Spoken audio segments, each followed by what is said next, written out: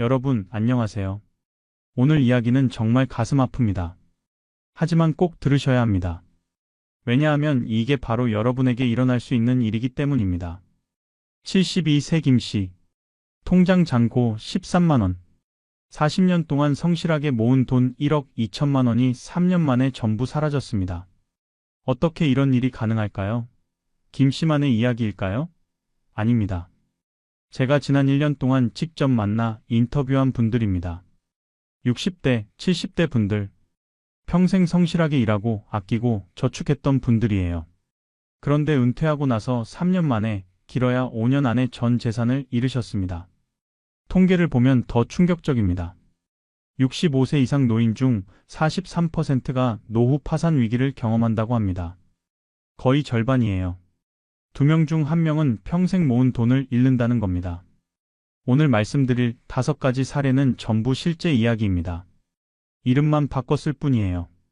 이분들이 어떻게 평생 모은 돈을 잃으셨는지, 왜 하필 3년이었는지, 그리고 우리는 어떻게 예방할 수 있는지 자세히 말씀드리겠습니다. 첫 번째 사례부터 시작하겠습니다. 이 이야기를 들으시면 정말 놀라실 겁니다. 자, 시작합니다. 첫 번째 사례, 자녀 사업 보증으로 1억 2천만 원이 증발한 68세 김씨 이야기입니다. 김씨는 공무원이었어요. 30년 넘게 성실하게 일했습니다.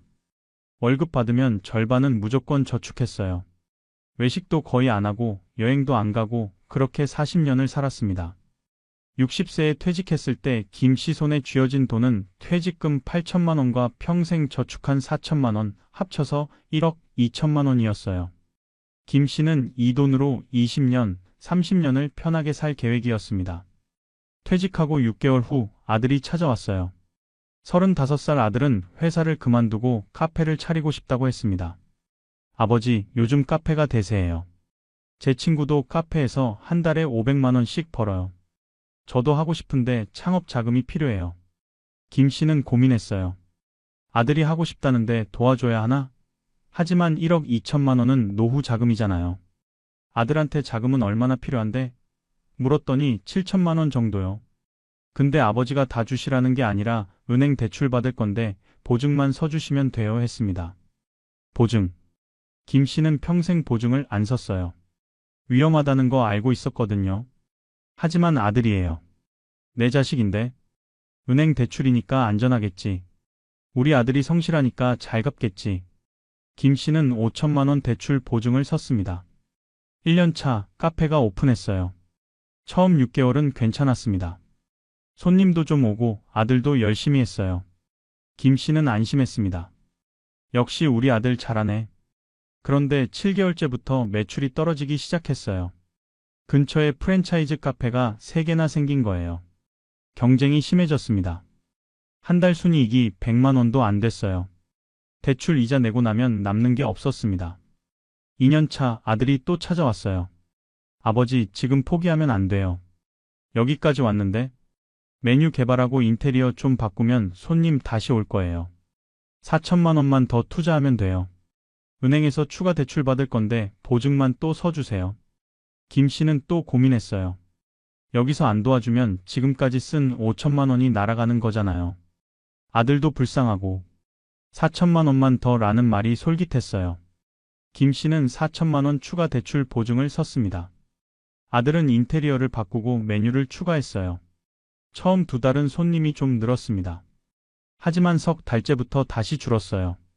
새로운 메뉴는 원가가 비싸서 이익이 거의 안 남았습니다. 3년 차 아들이 백기를 들었어요.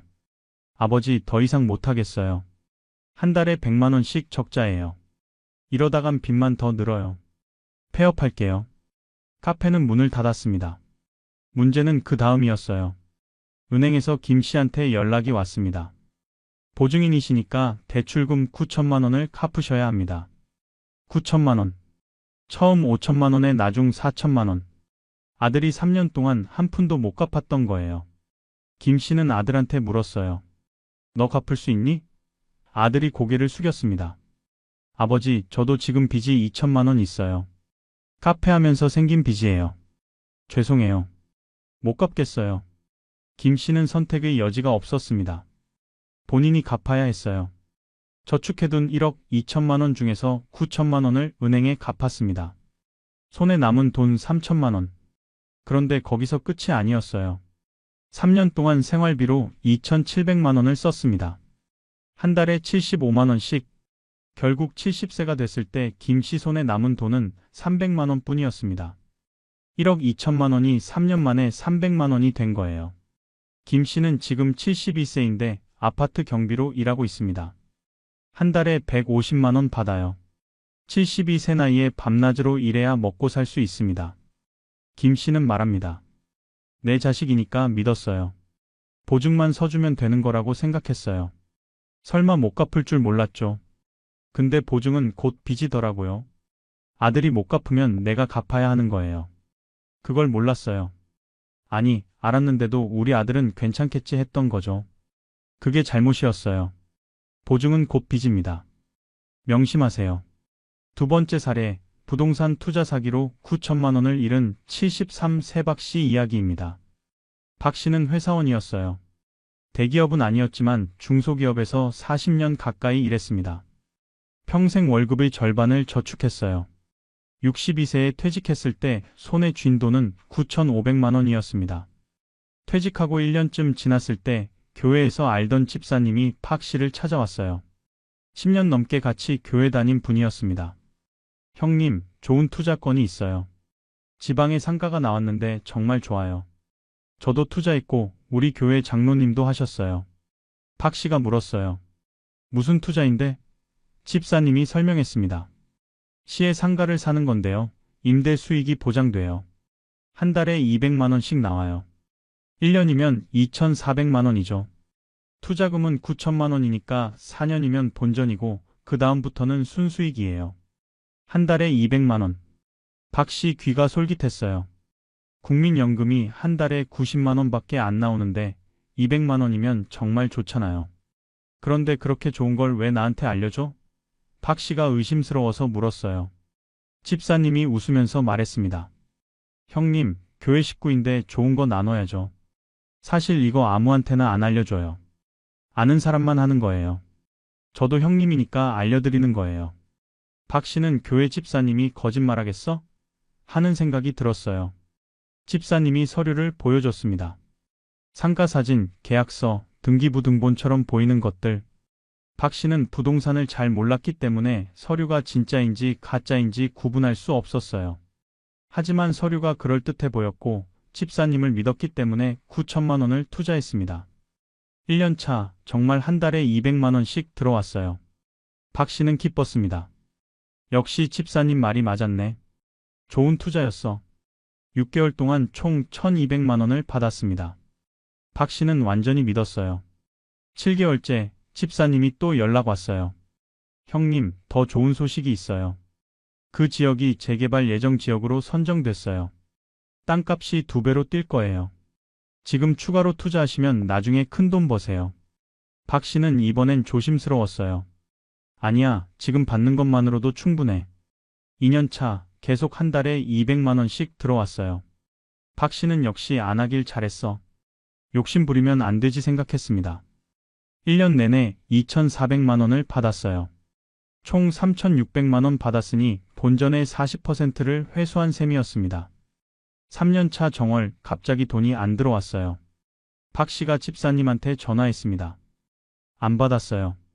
문자 보냈어요. 답 없었어요. 교회에 갔더니 집사님이 안 나왔어요. 한 달, 2달, 석 달. 계속 연락이 안 됐습니다. 박 씨는 불안해서 직접 시로 갔어요. 서류에 나온 주소를 찾아갔습니다. 그런데 그 주소에는 상가가 없었어요. 빈 땅이었습니다. 근처 부동산에 물어봤더니 여기 재개발 계획 없어요. 10년째 그냥 빈 땅이에요 했습니다. 박 씨는 그제야 깨달았어요. 사기였다는 걸. 상가는 처음부터 없었어요. 등기부등본도 가짜였고 모든 서류가 조작된 거였습니다. 그럼 박 씨가 받은 3,600만 원은 어디서 나온 걸까요? 다른 피해자들이 낸 돈이었습니다. 전형적인 폰지 사기였어요. 박 씨는 경찰에 신고했습니다. 수사 결과 피해자가 27명이었어요. 총 피해액 23억 원. 그 집사님은 실제로는 교회를 여러 개 다니면서 신도들을 속인 전문 사기꾼이었습니다. 이미 해외로 도피한 상태였어요. 박 씨가 투자한 9천만 원 중에서 3,600만 원은 받았으니까 실제 손해는 5,400만 원? 아니에요. 3년 동안 생활비로 4,100만 원을 썼어요. 한 달에 110만 원씩. 결국 73세가 된 지금 박 씨 손에 남은 돈은 500만 원 뿐입니다. 9,500만 원이 3년 만에 500만 원이 됐어요. 박 씨는 말합니다. 교회 집사님이니까 믿었어요. 10년 넘게 같이 예배드린 사이인데 설마 속이겠어요? 한 달에 200만 원씩 들어오니까 진짜인 줄 알았죠. 근데 그게 다 미끼였어요. 처음 1년 반 동안 돈 주는 건 나를 완전히 믿게 만들려는 거였어요. 월 수익 보장, 그게 사기의 신호였는데 몰랐어요. 월 수익 보장은 사기의 신호입니다. 명심하세요. 세 번째 사례, 의료비와 간병비로 1억 원을 소진한 75세 이 씨 부부 이야기입니다. 이 씨 부부는 평범한 부부였어요. 남편은 자영업, 아내는 식당에서 일했습니다. 둘 다 평생 열심히 일하고 아껴서 65세 때 저축한 돈이 1억 2천만 원이었습니다. 부부가 함께 모은 돈이에요. 이 돈으로 20년은 편하게 살겠다 부부는 이렇게 계획했어요. 한 달에 500만 원씩 쓴다고 해도 20년이니까요. 국민연금도 부부 합쳐서 150만 원 나오니까 실제로는 30년도 살 수 있을 것 같았습니다. 1년 차 어느 날 남편이 갑자기 쓰러졌어요. 뇌졸 중이었습니다. 즉시 응급실로 실려갔고 수술받았습니다. 다행히 생명은 건졌어요. 하지만 왼쪽 몸이 마비됐습니다. 수술비가 2천만 원 나왔어요. 건강보험이 적용돼서 본인 부담금이 2천만 원이었습니다. 전액 본인 부담이었으면 7천만 원이었을 거래요. 이 씨는 저축해둔 돈에서 2천만 원을 꺼내 썼습니다. 남편은 석 달 동안 입원했어요. 퇴원할 때 의사가 말했습니다. 집에 가서도 간병인 필요합니다. 본인이 혼자서는 아무것도 못하세요. 이 씨는 걱정됐어요. 제가 돌보면 안 되나요? 의사가 고개를 저었어요. 24시간 케어가 필요합니다.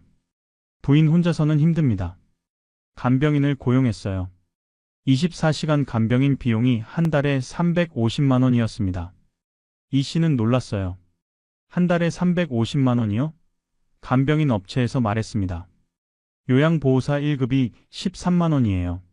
한 달이면 390만 원인데 저희가 할인해서 350만 원 드리는 거예요. 어쩔 수 없이 고용했어요. 남편은 혼자 있을 수 없었으니까요. 한 달, 두 달, 석 달, 350만 원씩 나갔습니다. 6개월이 지나니 2,100만 원이 나갔어요. 1년이 되니 4,200만 원이었습니다. 수술비 2천만 원, 간병비 4,200만 원. 1년 만에 6,200만 원이 나간 거예요. 거기에 생활비도 필요했어요. 한 달에 150만 원씩, 1년이면 1,800만 원. 합치면 8천만 원입니다. 1년 만에 저축 1억 2천만 원 중 8천만 원을 쓴 거예요. 2년 차 남편이 요양병원으로 옮겼어요. 집에서 계속 간병인 쓰기엔 돈이 너무 많이 들었거든요. 요양병원은 한 달에 250만 원이었습니다.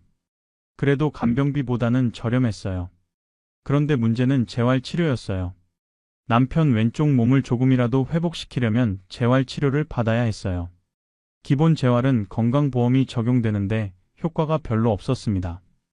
의사가 로봇 재활치료를 받으면 좀 나아질 수 있어요 했어요. 로봇 재활치료는 비급여였습니다. 한 번에 30만 원. 일주일에 3번 해야 효과가 있대요. 한 달이면 360만 원입니다. 이 씨는 고민했어요. 돈은 많이 드는데 남편이 조금이라도 나아진다면 해야 하지 않을까? 결국 6개월 동안 로봇 재활을 했어요. 총 2,160만 원 들었습니다. 남편 상태가 조금 나아지긴 했어요. 손가락을 약간 움직일 수 있게 됐습니다. 하지만 걷지는 못했어요. 2년 차에는 요양병원비 250만 원씩 12개월이면 3천만 원, 로봇 재활비 2,160만 원, 기타 의료비 500만 원, 생활비 1,500만 원, 총 7,160만 원이 나갔습니다. 3년 차 남편 상태가 갑자기 나빠졌어요. 폐렴이 왔습니다. 다시 종합병원으로 옮겼고 중환자실에 입원했어요. 한 달 동안 중환자실에 있었는데 비용이 1,500만 원 나왔습니다.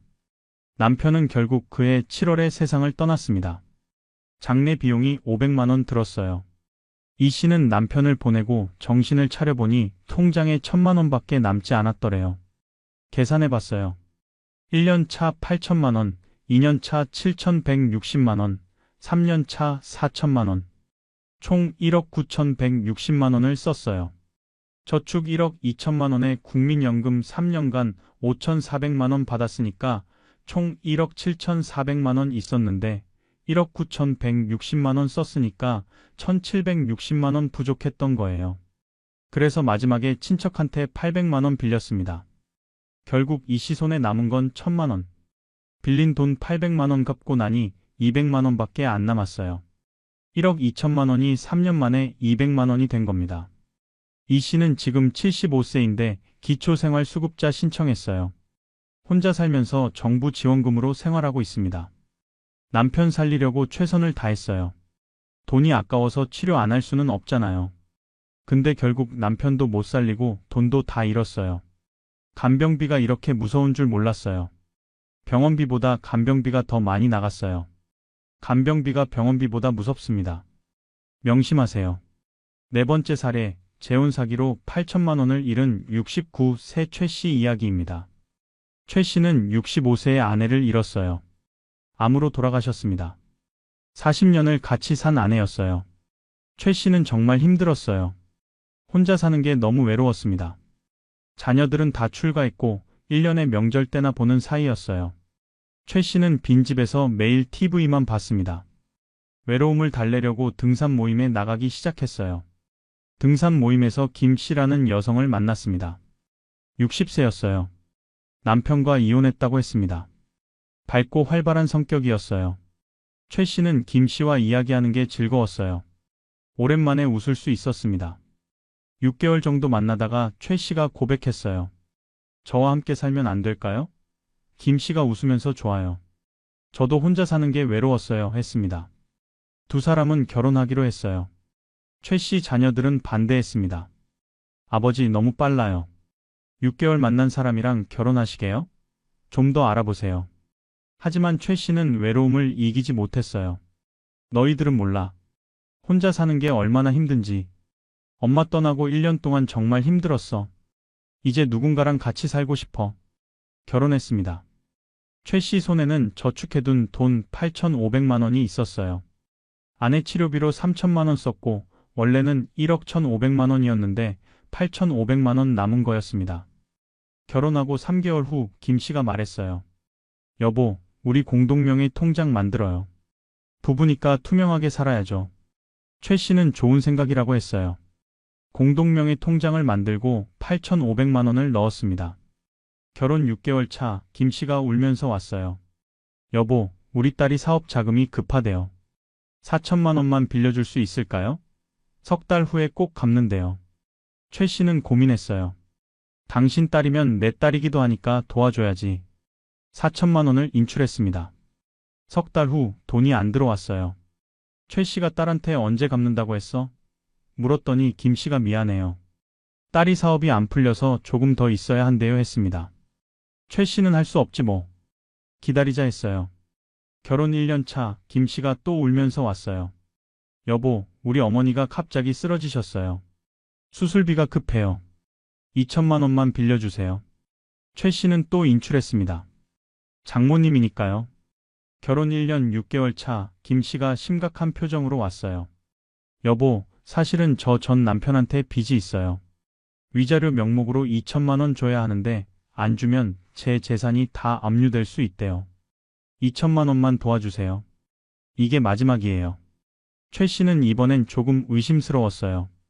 왜 이제 말해? 김 씨가 울면서 미안해요.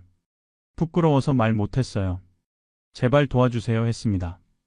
최 씨는 결국 또 2천만 원을 줬어요. 총 8천만 원. 딸 사업 자금 4천만 원, 어머니 수술비 2천만 원, 전 남편 위자료 2천만 원. 통장에 남은 돈은 500만 원 뿐이었어요. 결혼 2년 차 어느 날 최 씨가 집에 왔는데 김 씨가 없었어요. 짐도 전부 사라졌습니다. 전화했는데 꺼져 있었어요. 최 씨는 황당했어요. 이틀, 사흘, 일주일. 김 씨는 나타나지 않았습니다. 최 씨는 경찰에 신고했어요. 수사 결과 김 씨는 전문 결혼 사기꾼이었습니다. 본명도 김 씨가 아니었어요. 딸도 없었고 어머니도 진작에 돌아가셨고 전 남편도 없었어요. 전부 거짓말이었습니다. 김 씨는 과거에도 5명의 남성과 결혼해서 총 3억 원을 가로챘대요. 전형적인 수법이었습니다. 외로운 노인을 타겟으로 결혼하고 공동명의 통장 만들고 각종 핑계로 돈 빼돌리고 사라지는 거예요. 최 씨가 잃은 돈은 8천만 원. 거기에 2년 동안 생활비로 2천만 원 썼어요. 결국 손에 남은 건 500만 원에서 생활비 빼고 300만 원. 8,500만 원이 2년 반 만에 300만 원이 된 겁니다. 최 씨는 지금 69세인데 경찰 수사는 계속되고 있지만 김 씨는 아직도 못 잡았어요. 돈 돌려받을 가능성은 거의 없습니다. 최 씨는 말합니다. 외로웠어요. 누군가 필요했어요. 그 마음을 김 씨가 이용한 거죠. 처음에는 정말 좋았어요. 같이 밥 먹고 이야기하고 돈 달라고 할 때도 가족이니까 했어요. 공동명의 통장도 투명하게 살자는 거라고 믿었고요. 근데 전부 계획이었어요. 외로움을 노리는 사기꾼들이 있어요. 외로움을 노리는 사기꾼들이 있습니다. 명심하세요. 5번째 사례, 은퇴 후 창업 실패로 1억 3천만 원을 잃은 67세 정 씨 이야기입니다. 정 씨는 은행원이었어요. 35년 동안 성실하게 일했습니다. 직급도 꽤 올라가서 부지 점장까지 했어요. 60세에 명의퇴직했을 때 퇴직금이 1억 원이었습니다. 거기에 평생 저축한 돈 3천만 원 합쳐서 1억 3천만 원. 정 씨는 생각했어요. 40년 가까이 남 밑에서 일했으니까 이제 내 사업해볼까? 그 주변에 창업한 친구들이 있었어요. 치킨집, 카페, 편의점. 너도 한번 해봐. 재미있어 친구들이 권했습니다. 정 씨는 프랜차이즈 박람회에 갔어요. 여러 업체들이 부스를 차려놓고 있었습니다. 사장님, 저희 치킨 프랜차이즈 정말 좋아요. 한 달 순수익 500만 원 이상 보장합니다. 영업사원이 다가왔어요. 한 달에 500만 원? 정 씨 마음이 움직였어요. 은행 다닐 때 월급이 400만 원이었는데 치킨집 하면 500만 원을 벌 수 있다니. 초기 투자금은 얼마예요? 정 씨가 물었어요. 가맹비가 3천만 원이고요. 인테리어비가 평균 4천만 원, 보증금은 지역마다 다른데 3천만 원에서 5천만 원 사이예요. 총 1억에서 1억 2천만 원 정도 잡으시면 됩니다. 영업사원이 친절하게 설명했습니다. 정 씨는 고민했어요. 1억 2천만 원이면 본인이 가진 돈 거의 전부예요. 한 달에 500만 원 번다고 했는데 1년이면 6천만 원이니까 2년이면 본전이고 그 다음부터 수익이네.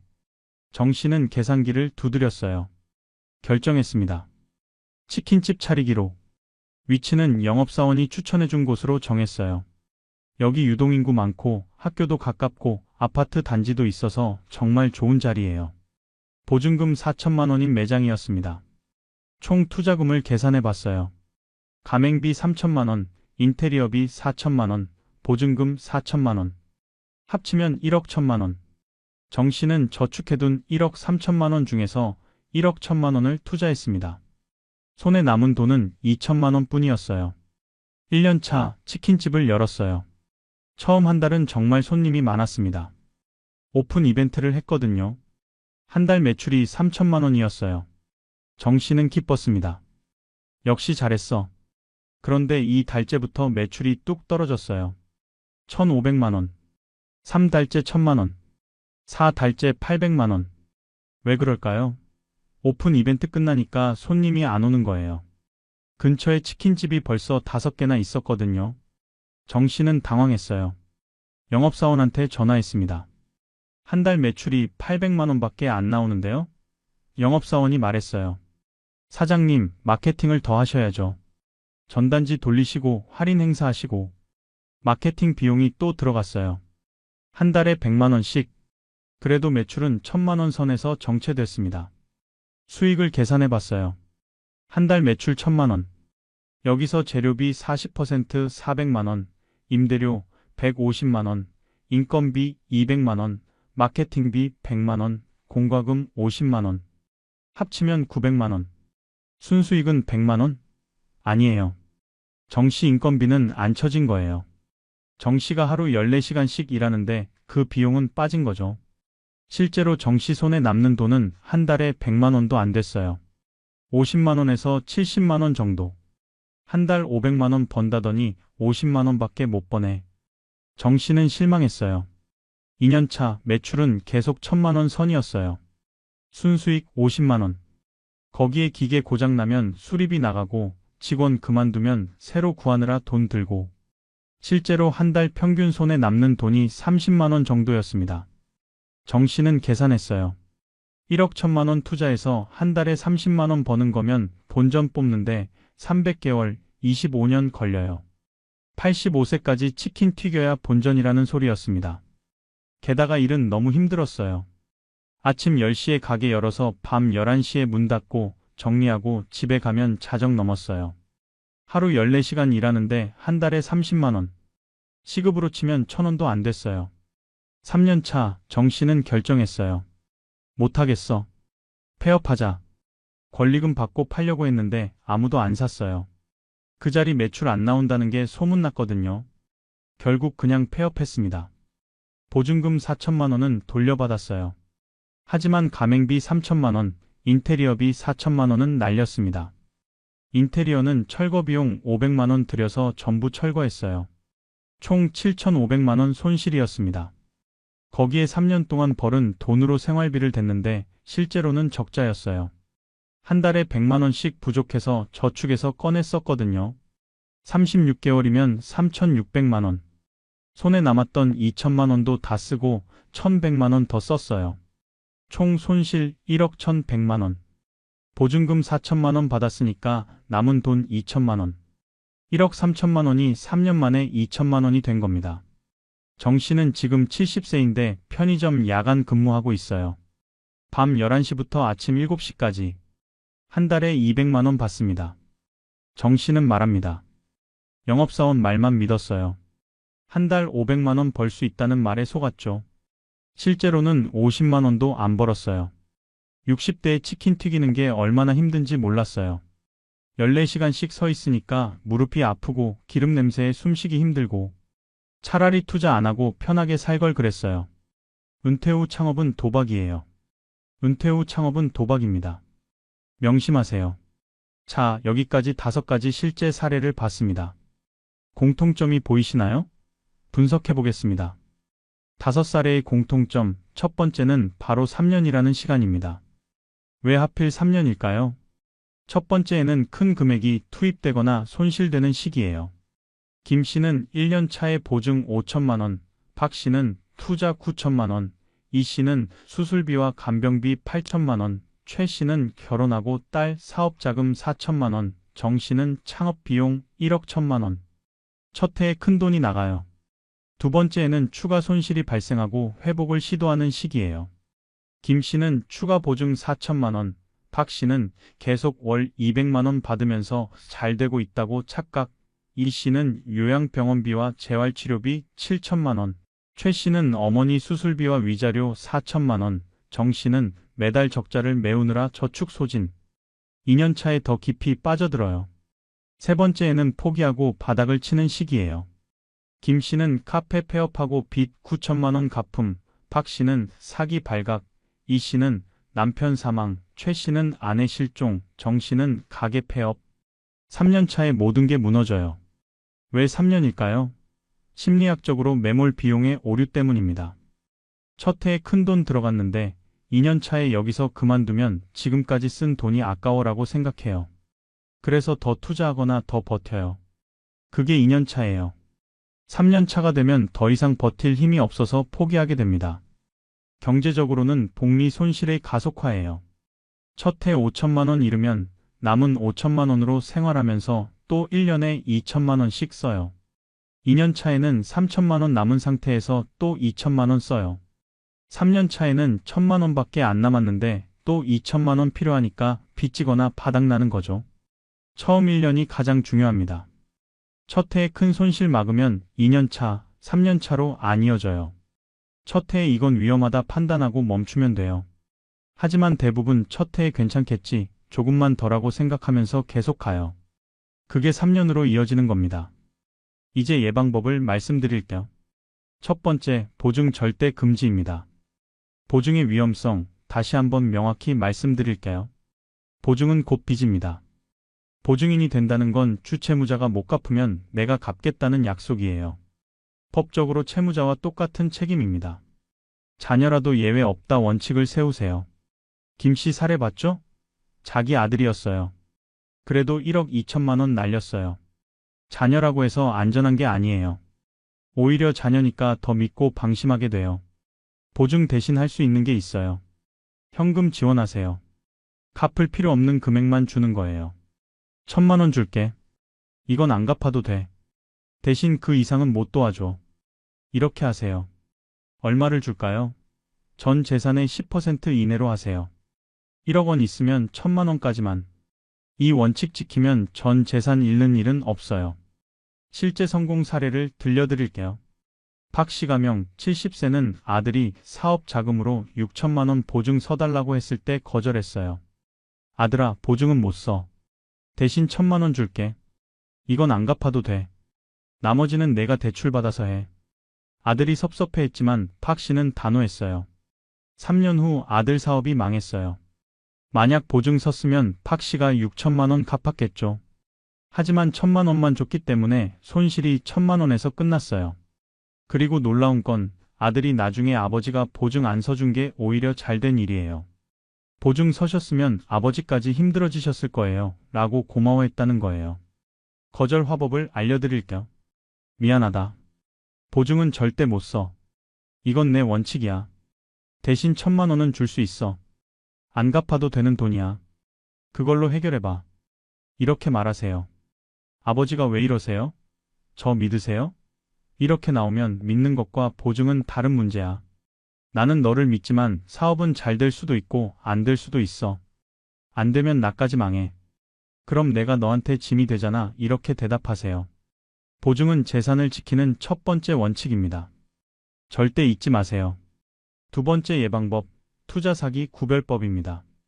투자 사기의 전형적 패턴 10가지를 알려드릴까요? 하나라도 해당되면 100% 사기예요. 첫째, 월 수익 보장. 박 씨 사례처럼 월 200만 원 보장, 이런 거 절대 사기예요. 진짜 투자는 수익을 보장 못해요. 둘째, 원금 보장의 고수익. 원금 보장하면서 연 10% 이상 준다? 사기예요. 은행도 3%밖에 못 주는데요. 셋째, 지인 소개. 교회 집사, 친척, 친구. 이렇게 가까운 사람이 소개하는 게 더 위험해요. 신뢰를 이용하거든요. 넷째, 아는 사람만. 이거 아무한테나 안 알려줘요. 특별히 형님이니까 이런 말 하면 100% 사기. 다섯째, 서두르세요.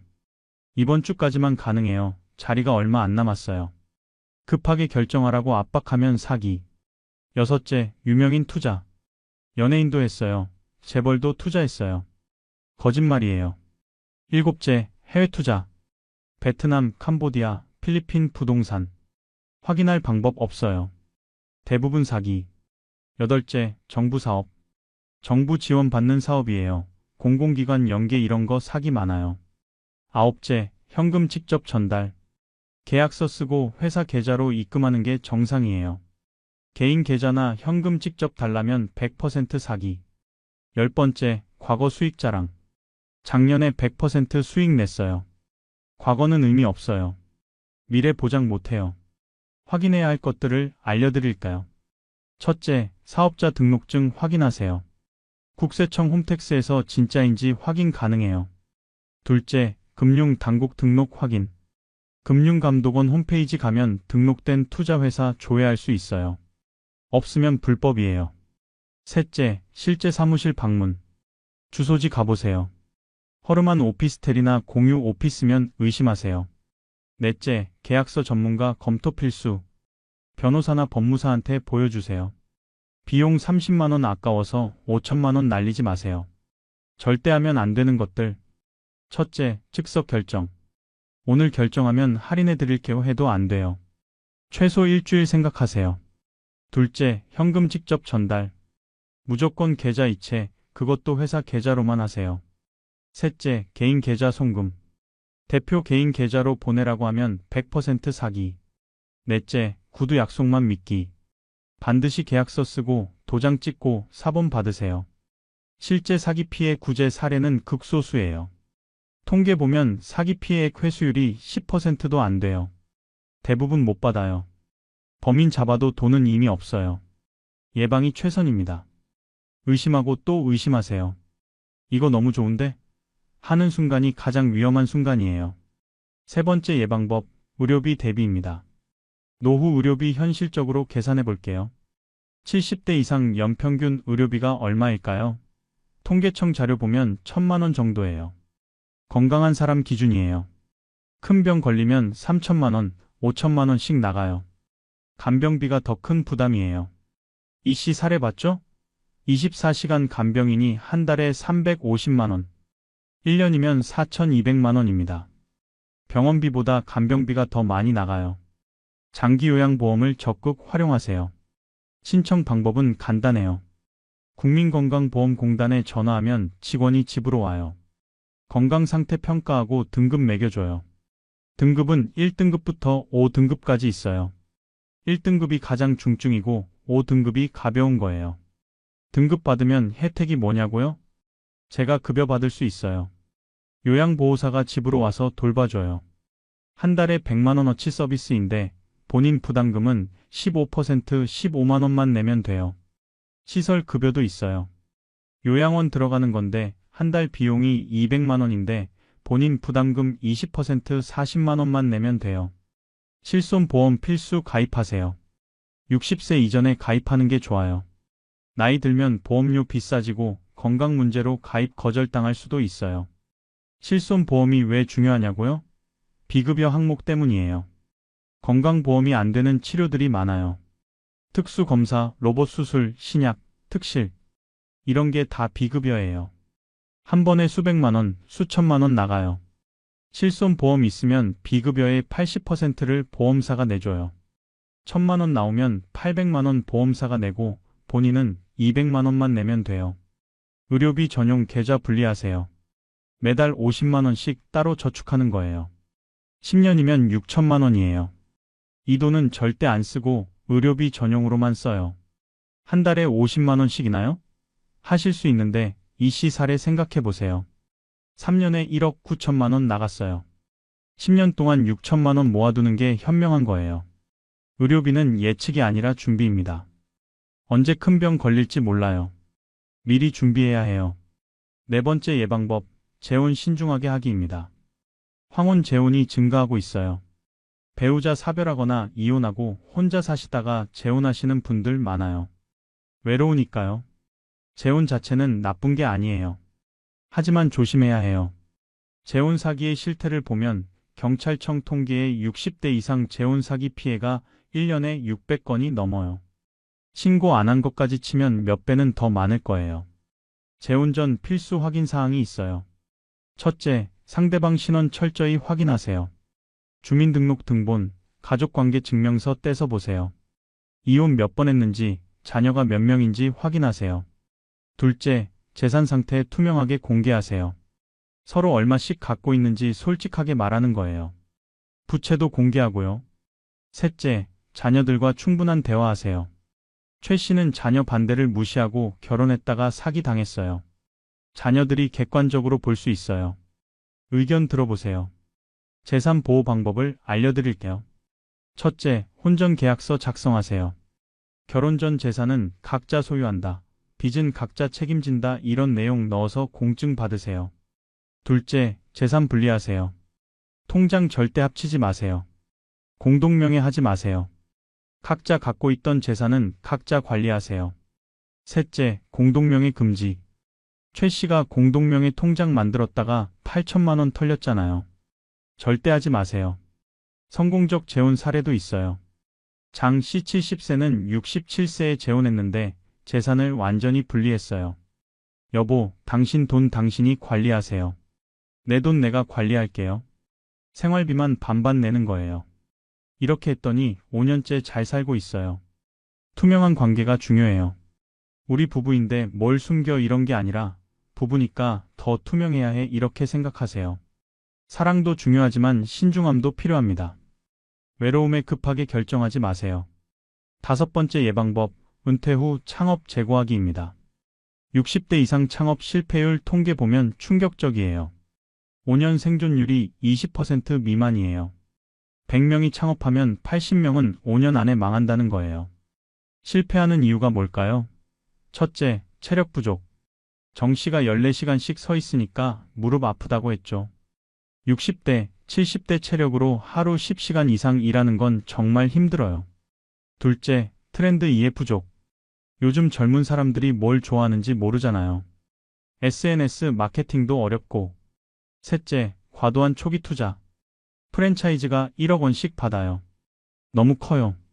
창업 대신 할 수 있는 게 있어요. 시간제 근무하세요. 하루 4시간, 일주일에 5일.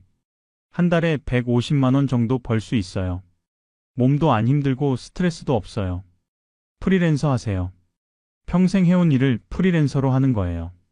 은행원이었으면 재무 컨설팅, 교사였으면 과외. 초기 투자 없이 할 수 있어요. 컨설팅 하세요. 40년 경험을 파는 거예요. 후배들한테 조언해주고 돈 받는 거죠. 정말 창업한다면 조건이 있어요. 첫째, 소자본. 3천만 원 이내로만 하세요. 전 재산 걸지 마세요. 둘째, 혼자 운영 가능한 거. 직원 고용하면 인건비 부담 커요. 혼자 할 수 있는 거 하세요. 셋째, 검증된 업종. 새로운 거 하지 마세요. 오래된 업종, 안정적인 거 하세요. 퇴직금은 절대 투자 금지. 정 씨가 퇴직금 1억 원 전부 넣었다가 망했잖아요. 퇴직금은 노후 자금이에요. 투자금이 아니에요. 실제 성공 사례도 있긴 해요. 소수지만. 김 씨 65세는 평생 취미로 하던 목공을 작은 공방으로 시작했어요. 초기 투자 2천만 원. 혼자 운영. 한 달에 200만 원 정도 벌어요. 돈 많이 버는 건 아니지만 즐기면서 하고 있어요. 창업보다 안전한 선택이 있습니다. 굳이 위험 감수하지 마세요. 자, 여기까지 5가지 예방법을 봤습니다. 이제 마무리하겠습니다. 여러분, 오늘 5가지 실제 사례 들으시면서 어떤 생각 드셨나요? 무섭죠? 하지만 이게 현실이에요. 지금 이 순간에도 누군가는 평생 모은 돈을 잃고 있어요. 핵심 내용 정리할게요. 첫째, 보증으로 1억 2천만 원 잃은 김 씨. 자녀라도 보증 서면 안 돼요. 둘째, 투자 사기로 9천만 원 잃은 박 씨. 월 수익 보장은 사기예요.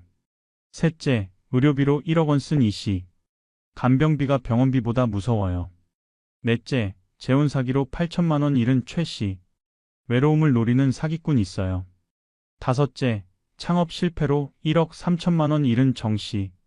은퇴 후 창업은 도박이에요. 공통점은요? 방심, 과욕, 정보 부족이에요. 설마 내가 조금만 더 몰랐어요. 이 3가지가 재산을 날렸어요. 긴급 점검 체크리스트 드릴게요. 지금 당장 확인하세요. 보증 선거 있나요? 있으면 즉시 해지 방법 알아보세요. 투자하고 있는 거 있나요? 사업자 등록, 금융 당국 등록 확인했나요? 장기요양보험 등급 신청했나요? 안 했으면 지금 신청하세요.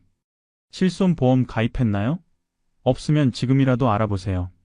의료비 전용 계좌 있나요? 없으면 만드세요. 재혼 계획 있나요?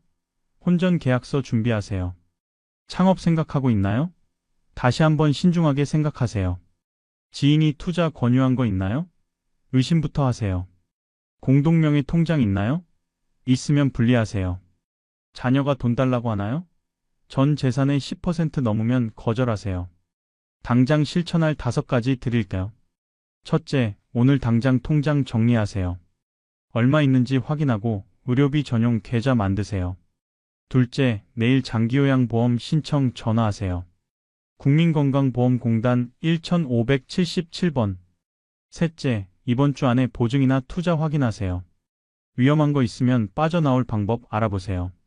넷째, 이번 달 안에 가족회의 하세요. 자녀들한테 보증 요구하지 마라, 투자 권유하지 마라 확실히 말하세요. 다섯째, 지금 즉시 안 한다 목록 만드세요. 보증 안 선다, 투자 안 한다, 창업 안 한다, 공동명의 안 한다, 충동 결정 안 한다. 써서 지갑에 넣고 다니세요. 예방이 최선의 방법입니다. 일단 잃으면 못 돌려받아요. 김씨, 팍씨, 이씨, 최씨, 정씨 전부 돈 못 돌려받았어요. 예방만이 답이에요. 다음 영상 예고 드립니다. 노후 자금 지키는 안전한 자산 배분법이라는 주제로 찾아뵙겠습니다. 얼마를 예금해, 얼마를 연금해, 얼마를 비상금으로 둬야 하는지 구체적으로 알려드릴까요? 구독과 좋아요, 알림 설정 부탁드립니다. 마지막으로 당부 말씀드립니다. 오늘 이 영상 보신 것만으로도 여러분은 5분보다 유리한 위치에 계세요. 아는 게 힘이에요. 이제 아셨으니까 실천만 하시면 돼요. 주변 분들한테도 알려주세요. 부모님, 형제, 친구. 이 영상 공유해주세요. 한 사람이라도 더 지킬 수 있어요. 건강하시고 조심하세요. 그리고 평생 모은 소중한 재산 꼭 지키세요. 다음에 또 뵙겠습니다. 감사합니다. 여러분, 안녕하세요. 오늘은 조금 무거운 주제를 가지고 왔습니다. 하지만 꼭 들으셔야 할 이야기입니다. 노후 파산. 요즘 정말 많이 들리는 단어죠. 은퇴하고 20년, 30년을 살아가야 하는데 돈이 바닥나 버리는 겁니다. 그런데 이 노후 파산, 돈이 없어서 생기는 걸까요? 꼭 그렇지만은 않습니다. 제가 최근에 노후 파산 위기를 겪었던 분들을 여러 명 만나봤습니다. 그분들한테 물어봤어요. 어떻게 이렇게 됐어요? 뭐가 문제였어요? 놀랍게도 대부분 비슷한 대답을 하시더라고요. 괜찮겠지 했어요. 설마 내가 그렇게 될 줄 몰랐어요. 나중에 해도 되는 줄 알았어요. 한마디로 정리하면 안일한 심리였습니다. 돈이 없어서가 아니라 생각이 안일했던 거예요. 괜찮겠지라는 그 한마디가 3천만 원을 날렸고 설마라는 그 한마디가 5천만 원을 잃게 만들었습니다. 실제로 72세 이 씨는 이렇게 말씀하셨어요. 제가 50대 때 건강검진에서 이상 소견 나왔거든요. 근데 괜찮겠지 하고 넘어갔어요. 몸도 멀쩡한 것 같았고. 그런데 60대 초반에 암 진단 받았어요. 이미 3기였습니다. 치료비가 5천만 원 넘게 들었어요. 50대 때 제대로 검사받고 조기에 발견했으면 300만 원이면 됐을 거래요. 괜찮겠지 세 글자가 4,700만 원의 차이를 만든 겁니다. 이게 바로 심리와 돈의 관계입니다. 우리의 생각, 우리의 말 한마디가 결국 우리의 재정 상태를 결정합니다. 오늘 이 시간에는 노후 파산 직전까지 갔던 사람들이 공통적으로 했던 말들을 하나하나 짚어보겠습니다. 괜찮겠지, 설마 내가 나중에 해도 돼, 조금만 더, 다들 그래, 자식이 있으니까, 이 정도는 괜찮아, 아직 연금 나오니까, 팔면 되지. 이 9가지 말이 어떻게 여러분의 노후를 무너뜨릴 수 있는지, 그리고 어떻게 생각을 바꿔야 하는지 말씀드리겠습니다. 끝까지 집중해주세요. 이 영상 하나가 여러분의 노후를 지킬 수 있습니다. 자, 그럼 시작해볼까요? 첫 번째, 괜찮겠지입니다. 괜찮겠지. 우리가 정말 자주 하는 말이죠. 특히 건강에 관해서는 더 그렇습니다. 좀 아프긴 한데, 괜찮겠지. 검사 결과가 이상하긴 한데, 괜찮겠지. 담배 좀 피우지만, 괜찮겠지. 이 괜찮겠지가 얼마나 무서운지 아세요? 50대 분들 많이 계시죠? 50대는 참 애매한 나이입니다. 아직 젊다고 생각하시는데 몸은 슬슬 신호를 보내기 시작해요.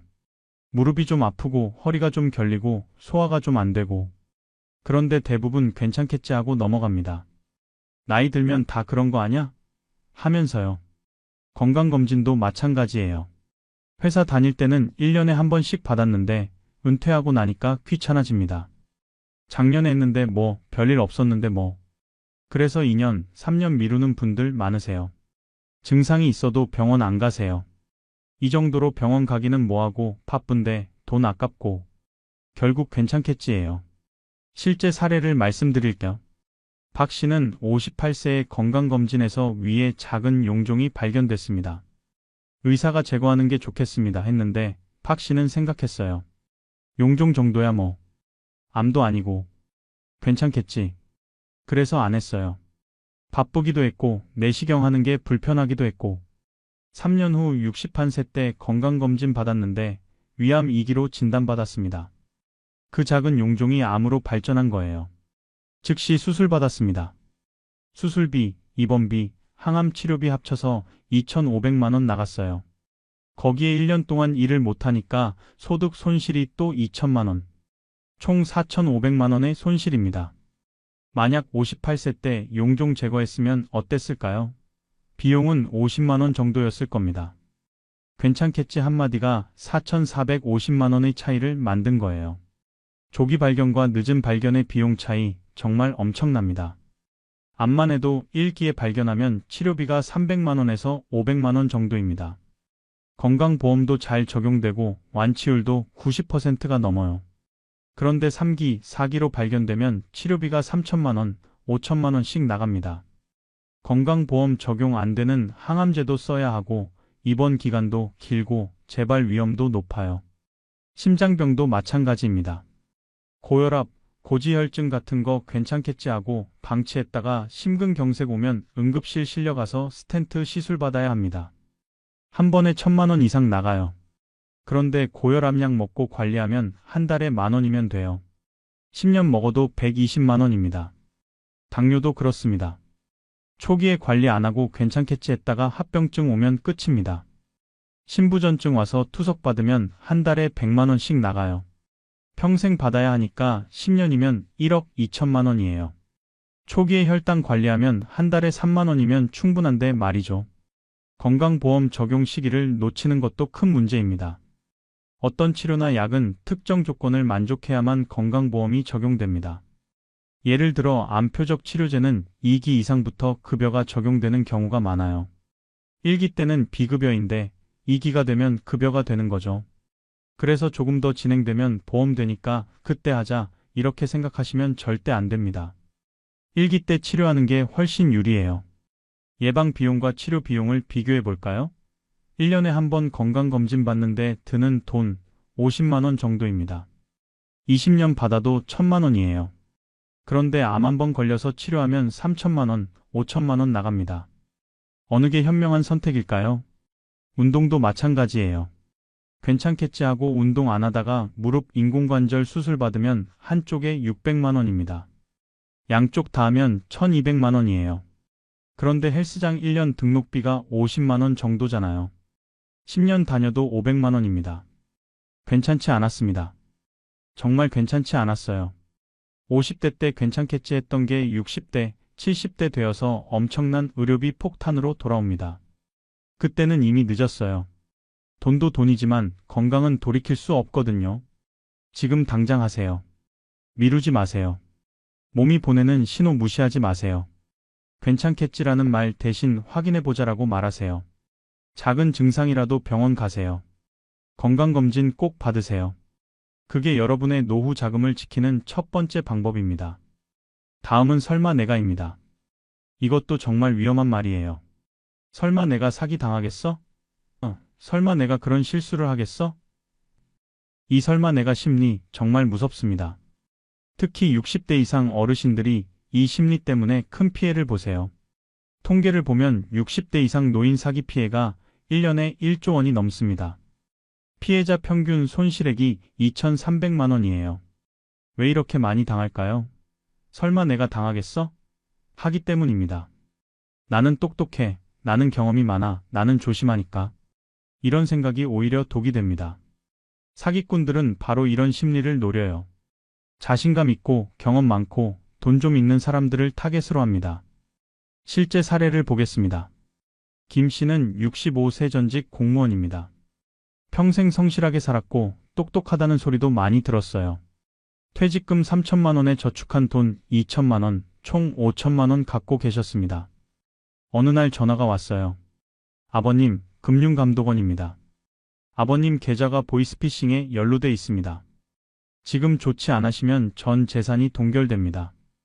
김 씨는 생각했어요. 나는 보이스피싱 안 당해. 뉴스로 많이 봤고 조심하고 있는데. 즉, 설마 내가 했던 거죠.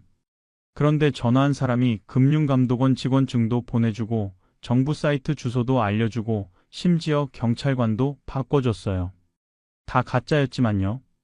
김 씨는 이 정도면 진짜겠지 하고 믿었습니다. 결국 안전계좌라는 대로 2천만 원을 송금했어요. 나중에 알고 보니 전부 사기였습니다. 2천만 원은 돌려받지 못했어요. 김 씨는 이렇게 말했습니다. 제가 설마 당하겠습니까? 저도 뉴스 많이 보고 조심했는데 정말 믿을 수밖에 없었어요. 설마 내가였던 겁니다. 본인은 절대 안 당한다고 생각했어요. 그게 함정이었습니다. 투자 사기도 마찬가지예요. 월 10% 수익 보장, 원금 보장에 고수익, 아는 사람만 알려주는 투자처. 이런 거 들으면 상식적으로 이상하잖아요. 그런데 많은 분들이 당합니다. 왜요? 설마 내가 그런 뻔한 사기에 당하겠어? 하면서 이건 진짜인가? 하는 마음이 생기거든요. 최 씨는 68세인데요.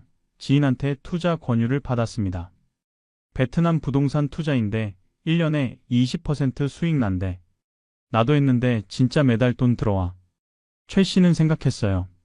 지인이 속이겠어? 설마. 그리고 나도 판단력 있는데 이상한 거면 알겠지. 5천만 원 투자했습니다. 처음 3개월은 정말 수익금이 들어왔어요.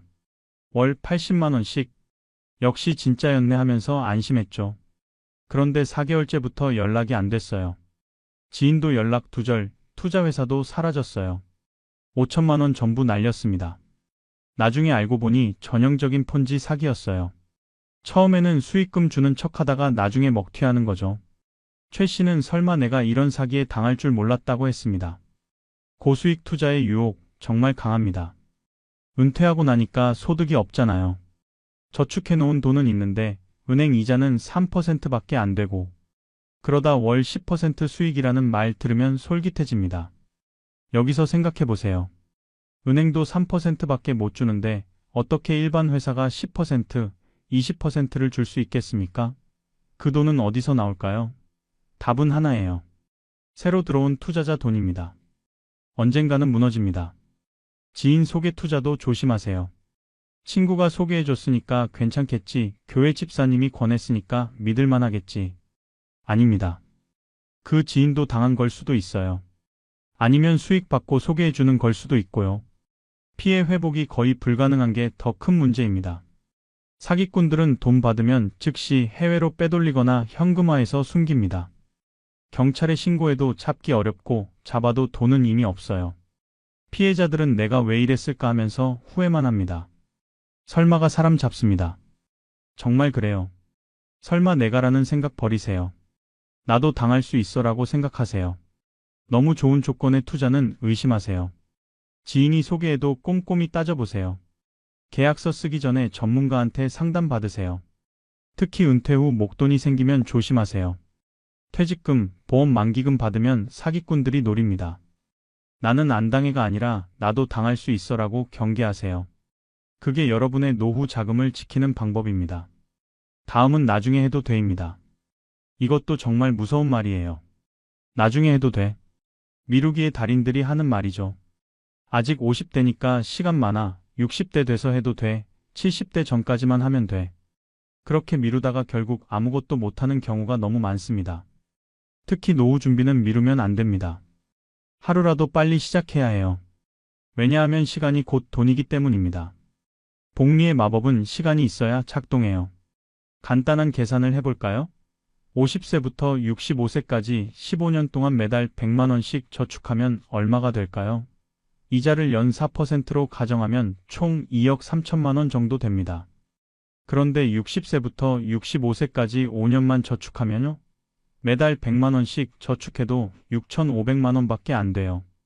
10년 늦게 시작하면 1억 6,500만 원이 부족한 겁니다. 실제 사례를 보겠습니다. 정 씨와 이 씨는 같은 회사 동기입니다. 둘 다 월급도 비슷하고 생활 수준도 비슷했어요. 차이가 있다면 딱 하나. 노후 준비를 시작한 시기였습니다. 정 씨는 55세부터 개인연금을 시작했어요. 매달 50만 원씩 10년 동안 납입했습니다. 총 납입액이 6천만 원인데 65세 때 받은 금액은 7,500만 원이었어요. 수익이 1,500만 원 난 거죠. 이 씨는 아직 시간 많아. 나중에 해도 돼 하면서 미뤘어요. 60세가 돼서야 시작했습니다. 똑같이 매달 50만 원씩 5년 동안 납입했어요. 총 납입액 3천만 원에 65세 때 받은 금액은 3,300만 원. 수익이 300만 원밖에 안 됐어요. 결과를 비교하면 정 씨는 7,500만 원, 이 씨는 3,300만 원. 4,200만 원 차이입니다. 5년 늦게 시작했을 뿐인데 4,200만 원이 부족한 거예요. 보험도 마찬가지입니다. 나중에 가입해도 돼 하면서 미루다가 나이 들어서 가입하면 보험료가 훨씬 비싸집니다. 실손보험 50세에 가입하면 한 달에 5만 원인데 60세에 가입하면 10만 원이에요. 2배 차이 나요. 게다가 나이 들면 건강 문제로 가입 자체가 안 될 수도 있어요. 이제 가입해야겠다 했을 때는 이미 고혈압, 당뇨 있어서 가입 거절당하는 경우 많습니다. 건강 관리도 마찬가지예요. 나중에 운동해도 돼, 담배는 나중에 끊어도 돼. 아닙니다. 지금 당장 하셔야 해요. 50대 때 운동 시작하는 것과 70대 때 운동 시작하는 거 완전히 다릅니다. 50대 때는 근육도 만들어지고 체력도 좋아지는데 70대 때는 유지하는 것만으로도 버거워요. 복리의 마법을 놓치지 마세요. 복리는 시간과 친구입니다. 시간이 길수록 효과가 커져요. 100만 원을 연 5% 이자로 10년 저축하면 163만 원이 됩니다. 그런데 20년 저축하면 265만 원이 돼요. 10년 더 했을 뿐인데 100만 원이 더 느는 겁니다. 1000만 원을 연 5%로 20년 굴리면 2600만 원이 됩니다. 30년 굴리면 4300만 원이에요. 10년 차이인데 1700만 원이 차이 납니다. 나중은 너무 늦었습니다. 여러분이 지금 50대라면 이미 늦은 겁니다. 40대 때 시작했어야 했어요. 하지만 가장 좋은 시기는 지금입니다. 10년 후보다는 지금이 낫습니다. 나중에라는 말하지 마세요. 지금 당장 하세요. 개인연금 지금 가입하세요. 보험 지금 알아보세요. 건강검진 지금 예약하세요. 운동 오늘부터 시작하세요. 담배 지금 끊으세요. 술 지금 줄이세요. 하루 미룰 때마다 돈이 줄어듭니다. 일주일 미룰 때마다 기회가 사라집니다. 한 달 미룰 때마다 손해가 커집니다. 미루지 마세요. 지금 바로 시작하세요. 다음은 조금만 더입니다. 이 말도 정말 위험해요. 조금만 더. 욕심의 다른 이름이죠. 투자할 때 많이 하는 말입니다. 여기서 팔면 100만 원 남는데 조금만 더 기다리면 200만 원 벌 수 있어. 손해보고 팔기는 아깝고 조금만 더 기다리면 본전은 찾겠지. 이 조금만 더가 전부를 날립니다. 특히 은퇴 직전, 은퇴 직후에 이런 심리로 큰 손해보는 분들 정말 많아요. 은퇴 직전에는 목돈이 생깁니다. 퇴직금, 보험 만기금, 그동안 모아둔 저축, 합치면 1억 원, 2억 원씩 되는 경우도 있어요. 이 돈을 어떻게 굴릴까 고민하다가 무리한 투자를 하는 겁니다. 마지막으로 한번 해볼까? 이 돈으로 크게 벌면 노후 걱정 없겠지. 주변에 주식으로 돈 번 사람 많던데 나도 한번. 그렇게 퇴직금 전액을 주식에, 코인에, 부동산에 투자합니다. 실제 사례입니다. 강 씨는 60세에 퇴직했어요. 퇴직금 8천만 원 받았습니다. 젊을 때 주식 좀 해봤고 돈도 좀 벌었어요. 그래서 주식으로 돈 좀 불려볼까 생각했습니다. 처음에는 2천만 원만 투자하려고 했어요. 그런데 주식이 오르기 시작했어요. 한 달 만에 2,200만 원이 됐습니다. 200만 원 벌었어요. 역시 내가 주식 감각이 있어 하면서 기분이 좋았죠. 그래서 조금만 더 벌어볼까 하고 3천만 원을 추가로 투자했습니다. 총 5천만 원이 된 거예요. 처음에는 잘 올랐어요. 5,500만 원까지 갔습니다. 여기서 팔면 500만 원인데 조금만 더 기다리면 1,000만 원 벌 수 있겠다 생각했어요. 그런데 그때부터 떨어지기 시작했습니다.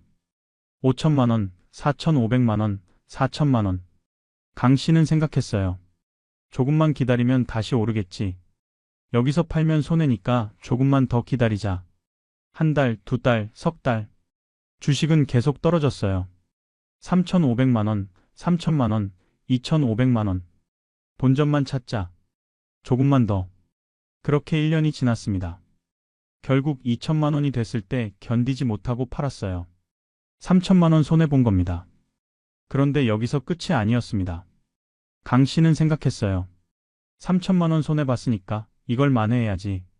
조금만 더 해서 본전 찾자. 남은 2천만 원에 저축해둔 돈 3천만 원까지 털어서 5천만 원을 다시 투자했습니다. 이번에는 코인이었어요. 코인이 요즘 대세래. 몇십 배씩 오른대. 결과는요? 6개월 만에 1,000만 원이 됐습니다. 4천만 원 날린 거예요. 합치면 7천만 원 손해봤습니다. 퇴직금 8천만 원 중에 7천만 원을 잃은 겁니다. 강 씨는 이렇게 말했습니다.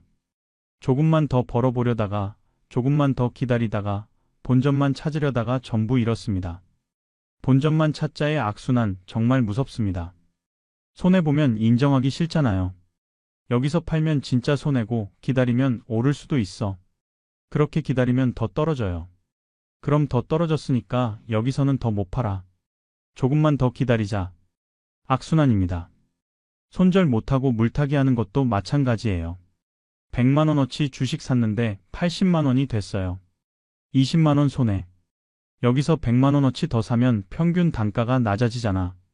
조금만 올라도 본전 찾겠다. 그래서 100만 원 더 투자해요. 그런데 더 떨어집니다. 200만 원이 120만 원이 돼요. 또 100만 원 더 사면 끝없는 물타기입니다. 60대 이후 투자 원칙이 있어야 합니다. 첫째, 원금 보존이 최우선입니다. 수익률보다 안정성이 중요해요. 둘째, 생활비는 절대 투자하지 않습니다. 투자는 여유 자금으로만 하세요. 셋째, 손절 라인을 정하고 지킵니다. 10% 손해보면 무조건 팔겠다, 이렇게 정하고 지켜야 해요. 조금만 더가 전부를 날렸습니다. 욕심 버리세요. 만족할 줄 아세요. 100만 원 벌었으면 100만 원에 만족하세요. 1000만 원 목표였는데 500만 원 벌었으면 500만 원으로 만족하고 나오세요. 특히 퇴직금은 절대 투자하지 마세요. 그건 마지막 목돈입니다. 날리면 끝이에요. 벌 방법이 없어요. 안전하게 예금하거나 국채에 넣으세요. 수익률 낮아도 괜찮아요. 안전한 게 최고입니다. 다음은 다들 그래입니다. 동조 심리도 조심하셔야 해요. 다들 그래. 주변 사람들 따라하는 거죠. 옆집도 골프 회원권 샀대, 친구도 그 보험 들었대, 동창들 모임에서 다들 명품 가방 들고 나오던데. 그래서 나도 해야 할 것 같은 거예요. 동조 심리, 인간의 본능입니다. 남들이 하면 나도 하고 싶고, 남들이 가진 거 나도 갖고 싶고. 문제는 남의 사정은 모른다는 겁니다. 남들은 여유가 있어서 하는 건지, 빚내서 하는 건지, 겉으로는 알 수 없어요. 실제 사례입니다. 윤 씨는 63세인데요. 친구들이 전부 골프 회원권을 갖고 있었어요. 모임 나가면 골프 이야기만 하고 다 같이 골프장 가자고 하고 윤 씨만 회원권이 없으니까 소외감이 들었어요. 다들 하는데 나만 안 하면 이상한가? 친구들도 다 있는데 나도 하나 사야겠다. 그래서 골프장 회원권을 4천만 원 주고 샀습니다. 대출 받아서요. 처음에는 재미있었어요. 친구들이랑 골프도 치고 회원권도 생겼으니 뿌듯하고. 그런데 문제는 유지비였어요. 매달 관리비 20만 원씩 나갔습니다. 1년이면 240만 원이에요. 게다가 골프 치러 가면 또 돈이 들어요.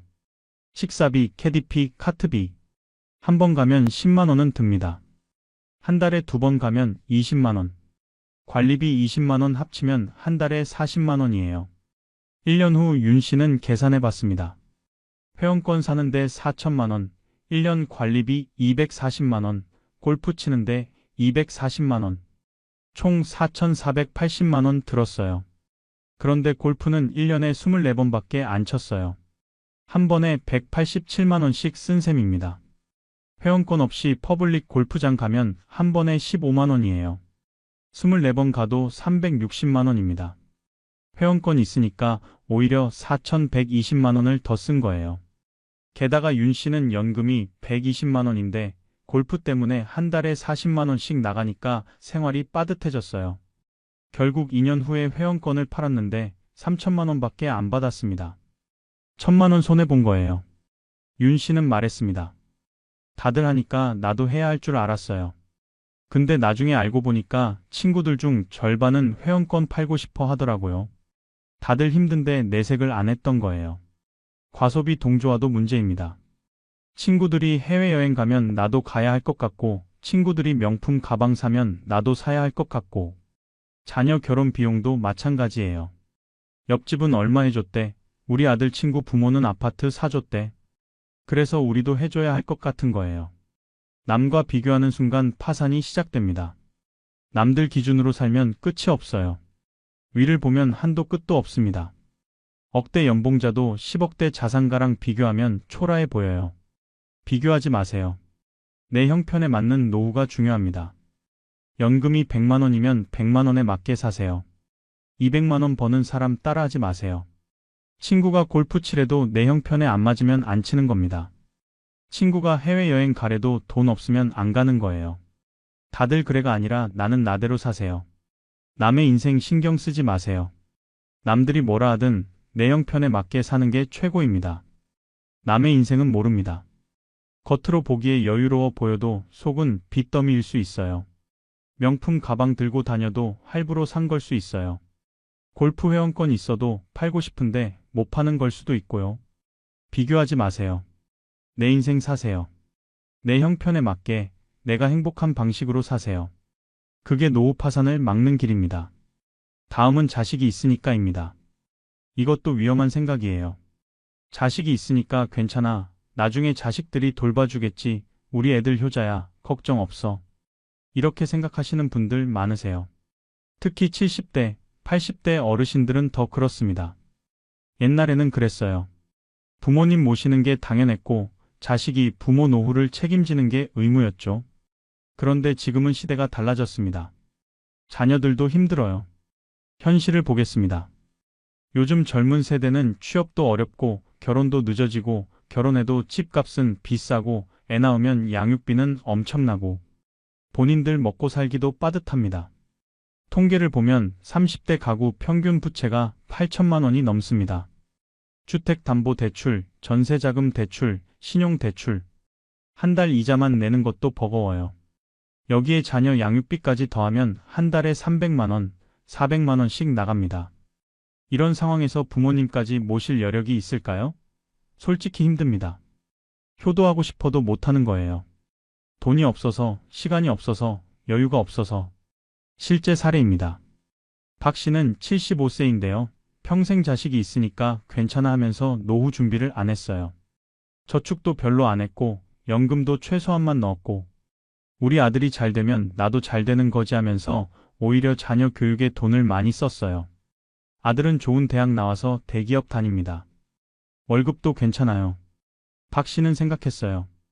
이제 아들이 나를 돌봐주겠지. 그런데 현실은 달랐습니다.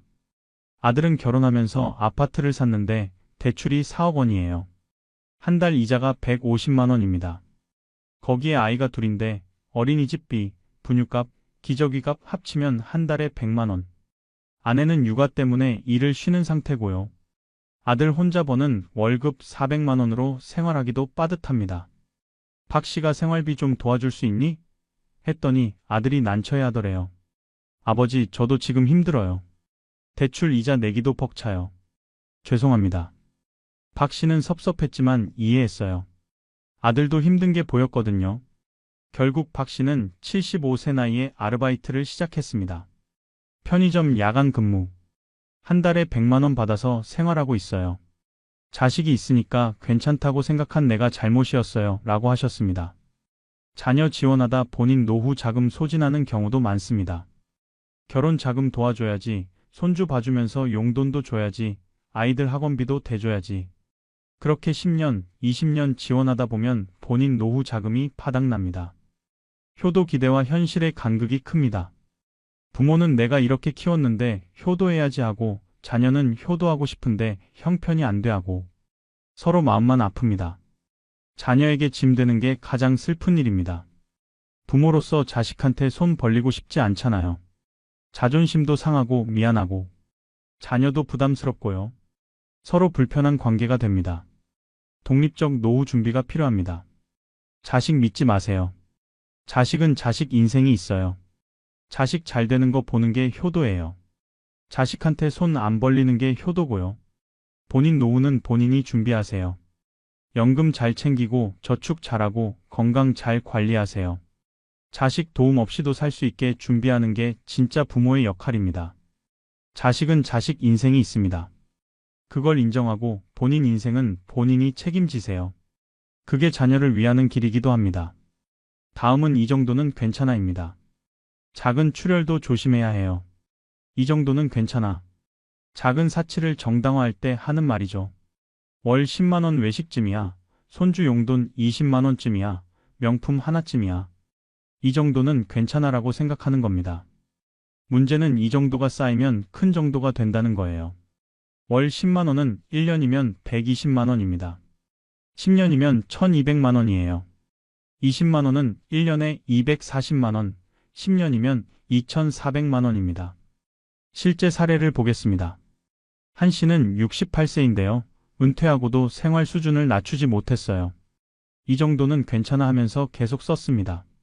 매주 토요일 저녁은 외식, 한 번에 10만 원씩, 한 달이면 40만 원. 손주 용돈 한 달에 20만 원. 골프는 한 달에 2번, 한 번에 15만 원씩 30만 원. 친구들이랑 모임 한 달에 4번, 한 번에 5만 원씩 20만 원. 취미 생활비 10만 원. 다 합치면 한 달에 120만 원입니다. 1년이면 1440만 원이에요. 그런데 한씨 국민연금은 한 달에 100만 원밖에 안 됩니다. 저축한 돈으로 메꾸는 거예요. 10년 후 저축이 바닥났습니다. 10년 동안 1440만 원씩 쓰니까 1억 4400만 원이 나간 거예요. 연금 100만 원으로는 한 달에 20만 원밖에 안 남습니다. 한 씨는 그제야 정신을 차렸어요. 10년 전에 생활비를 줄일 걸 하고 후회했지만 이미 늦었습니다. 은퇴 후 소득 감소를 간과하는 게 문제예요. 일할 때는 월급이 300만 원, 400만 원씩 들어왔잖아요. 그래서 한 달에 200만 원 쓰고 100만 원 저축하고. 그런데 은퇴하면 연금이 100만 원밖에 안 들어와요. 근데 쓰는 건 여전히 200만 원이에요. 안 맞죠? 생활 수준을 낮춰야 하는데 그게 쉽지 않습니다. 평생 이렇게 살았는데 갑자기 바꾸기 어렵거든요. 심리적으로도 내가 왜 이렇게까지 아껴야 해? 하는 저항감도 있고요. 적정 생활비와 실제 지출의 괴리가 큽니다. 은퇴 후 적정 생활비는 부부 기준 한 달에 200만 원 정도예요. 그런데 실제로는 300만 원, 400만 원씩 쓰는 분들 많습니다. 100만 원, 200만 원씩 적자인 거죠. 이 정도야 뭐 심리 정말 위험합니다. 커피 한 잔 5천 원, 이 정도야 뭐. 한 달이면 15만 원이에요. 택시 한 번 만 원, 이 정도야 뭐. 한 달에 10번 타면 10만 원입니다. 다 합치면 한 달에 50만 원, 100만 원씩 새는 거예요. 작은 구멍이 배를 침몰시킵니다. 큰 구멍 하나보다 작은 구멍 10개가 더 위험해요. 큰 구멍은 눈에 보이니까 막는데 작은 구멍은 안 보여서 방치하거든요. 그러다가 배가 가라앉습니다. 지출을 점검하세요. 한 달 동안 쓴 돈을 전부 기록해 보세요. 커피값, 택시비, 외식비, 간식비, 용돈. 다 적어보세요. 그럼 이 정도가 얼마나 큰지 보입니다. 불필요한 지출을 줄이세요. 커피는 집에서 타 드세요. 택시 대신 버스 타세요. 외식 횟수를 줄이세요. 작은 절약이 모이면 큰 돈이 됩니다. 다음은 아직 연금 나오니까입니다. 연금만 믿으면 안 돼요. 아직 연금 나오니까 괜찮아. 국민연금 있으니까 먹고 살 수 있어. 이렇게 생각하시는 분들 많으세요. 연금이 있으니까 안심이라는 거죠. 정말 그럴까요? 국민연금만 믿는 건 위험합니다. 국민연금은 기본 생활비는 충당할 수 있어도 그 외의 비용까지는 커버가 안 돼요. 의료비, 경조사비, 비상금. 이런 건 따로 준비해야 합니다. 평균 국민연금 수령액이 얼마인지 아세요? 한 달에 60만 원 정도입니다. 부부 합쳐서 120만 원. 이 돈으로 한 달을 살 수 있을까요? 생활비만 빠듯하게 충당할 수 있는 수준이에요. 실제 사례입니다. 김 씨 부부는 국민연금을 부부 합쳐서 100만 원 받습니다. 100만 원이면 먹고 사는데 문제 없겠지 했어요. 실제로 생활비는 아껴 쓰니까 100만 원으로 충분했습니다. 그런데 문제는 다른 데서 생겼어요. 김 씨가 허리 디스크가 와서 수술 받았어요. 수술비 300만 원, 입원비 200만 원, 합쳐서 500만 원 나갔습니다. 저축해둔 돈에서 꺼내 썼어요. 3개월 후 부인이 백내장 수술 받았어요. 양쪽 눈 다 해서 400만 원. 또 저축해서 꺼냈습니다. 6개월 후 큰아들 결혼식, 축의금 300만 원, 친척 결혼식 4번, 장례식 3번, 경조사비 100만 원, 합쳐서 400만 원. 1년 동안 의료비와 경조사비로 1,300만 원이 나갔어요. 연금 100만 원으로는 생활비만 충당하고 나머지는 전부 저축해서 꺼낸 겁니다. 2년이면 2,600만 원, 10년이면 1억 3천만 원입니다. 김 씨는 말했습니다. 연금 나오니까 괜찮은 줄 알았어요. 근데 생활비 말고 다른 돈이 이렇게 많이 들 줄 몰랐어요. 연금으로 생활비 전부 충당 가능할까요? 불가능합니다. 생활비만 해도 부부 기준 한 달에 200만 원은 필요해요. 국민연금 100만 원으로는 절반밖에 안 됩니다. 나머지 100만 원은 어디서 나올까요? 저축해서 꺼내야 해요. 의료비, 경조사비, 비상금은 무시하면 안 됩니다. 70대 되면 의료비가 1년에 평균 500만 원씩 나가요. 경조사비는 1년에 200만 원 정도. 비상금으로 1년에 300만 원은 필요합니다. 합치면 1년에 1000만 원이에요. 인플레이션도 고려해야 합니다. 지금 100만 원으로 살 수 있어도 10년 후에는 100만 원의 가치가 떨어져요. 물가가 매년 3%씩 오른다고 하면 10년 후에는 지금의 130만 원어치가 필요합니다. 20년 후에는 180만 원이 필요해요. 연금만으로는 부족합니다. 연금에 저축을 더해야 해요. 연금은 기본생활비, 저축은 의료비경 조사비 비상금. 이렇게 구분해서 준비하세요. 개인연금도 들어두세요. 국민연금만으로는 부족하니까 개인연금으로 보충하는 겁니다. 한 달에 50만 원씩이라도 개인연금 받으면 큰 도움이 됩니다. 연금은 기본일 뿐입니다. 연금에 안주하지 마세요. 연금 외에 저축, 개인연금, 부동산 임대 수입 같은 걸 준비하세요. 여러 개의 수입원이 있어야 안전합니다. 다음은 팔면 되지입니다. 자산 환금성도 중요해요. 괜찮아, 부동산 있으니까 팔면 되지, 골프 회원권 있으니까 팔면 되지, 귀금속 있으니까 팔면 되지. 이렇게 생각하시는 분들 많으세요. 자산이 있으니까 안심이라는 거죠. 문제는 막상 팔려고 하면 안 팔린다는 겁니다. 부동산은 매물은 많은데 사려는 사람이 없고, 골프 회원권은 시세가 폭락해서 헐값밖에 안 되고, 귀금속은 살 때의 반값밖에 안 쳐줘요. 실제 사례입니다. 이 씨는 10년 전에 지방 소도시 아파트를 투자 목적으로 샀어요. 2억 원 주고 샀는데 나중에 팔면 3억 원은 받겠지 했습니다. 10년 후 돈이 급하게 필요해서 팔려고 내놨어요. 그런데 1년 동안 매수자가 안 나타났어요. 그 지역은 인구가 계속 줄어들고 있었고 새 아파트가 많이 생겨서 헌 아파트는 인기가 없었던 겁니다. 결국 급매로 내놨어요. 1억 5천만 원. 5천만 원 손해보고 판 겁니다. 팔면 되지 했는데 막상 팔려니까 못 팔리거나 헐값에 팔아야 했던 거죠. 골프 회원권도 마찬가지예요. 10년 전에 6천만 원 주고 샀는데 지금 시세가 3천만 원이에요. 절반으로 떨어진 겁니다. 팔면 되지 했는데 팔면 3천만 원 손해예요. 귀금속은 더합니다. 금반지 살 때는 돈당 9만 원 주고 샀는데 팔 때는 돈당 5만 원밖에 안 쳐줘요. 공인비, 수수료 다 빼면 반값도 안 됩니다. 유동성 부족이 큰 문제입니다. 자산은 많은데 현금이 없으면 아무 소용없어요. 급하게 돈 필요할 때 부동산 팔려면 몇 달씩 걸리거든요. 그 사이에 이자는 계속 불어나고 독촉은 들어오고 현금 흐름이 중요합니다. 자산이 1억 원 있어도 현금이 없으면 한 달 생활비도 못 냅니다. 반대로 자산이 5천만 원이어도 매달 현금이 들어오면 생활이 안정적이에요. 필요할 때 바로 쓸 수 있는 돈을 준비하세요. 예금, 적금, 국채처럼 언제든지 현금화할 수 있는 자산이 있어야 합니다. 전체 자산의 30%는 유동자산으로 갖고 계세요. 팔리지 않으면 그림의 떡입니다. 부동산 10억 원어치 갖고 있어도 못 팔면 의미 없어요. 현금 1천만 원이 부동산 1억 원보다 나을 수 있습니다. 자산 구성을 점검하세요. 부동산 비중이 너무 높으면 위험해요.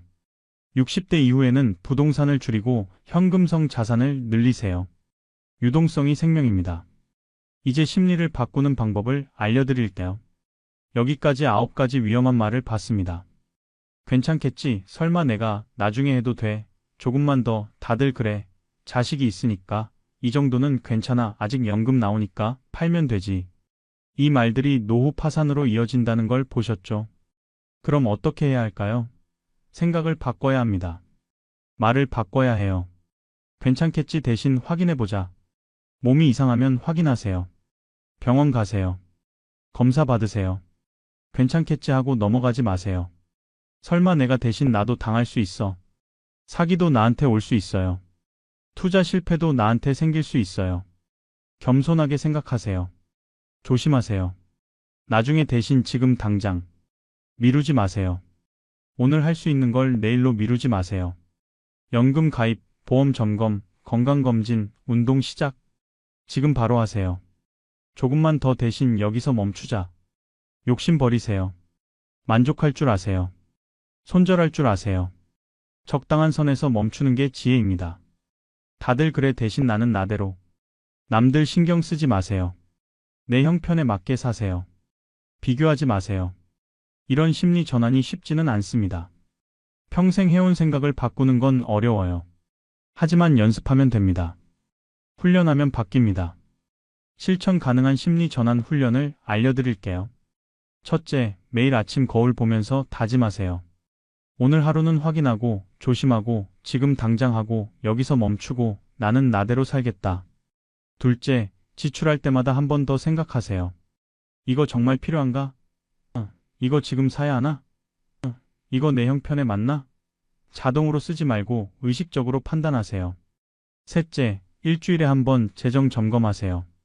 이번 주에 얼마 썼는지, 불필요한 지출은 없었는지, 계획대로 저축했는지 확인하세요. 재정 점검 루틴을 만드세요. 매주 일요일 저녁 1시간만 투자하세요. 통장 확인하고, 카드 명세서 보고, 지출 내역 정리하고. 루틴이 되면 습관이 됩니다. 생각이 바뀌면 인생이 바뀝니다. 정말 그래요. 생각이 말이 되고, 말이 행동이 되고, 행동이 습관이 되고, 습관이 인생이 됩니다. 괜찮겠지라는 생각을 확인해보자로 바꾸는 순간 여러분의 건강이 지켜집니다. 설마 내가를 나도 당할 수 있어로 바꾸는 순간 사기를 예방할 수 있습니다.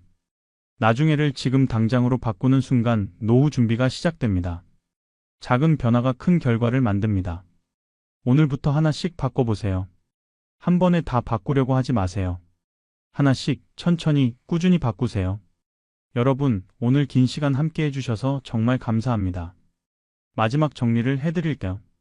노후 파산 직전까지 갔던 사람들이 공통적으로 했던 말 9가지를 봤습니다. 괜찮겠지, 설마 내가 나중에 해도 돼, 조금만 더, 다들 그래, 자식이 있으니까, 이 정도는 괜찮아, 아직 연금 나오니까 팔면 되지.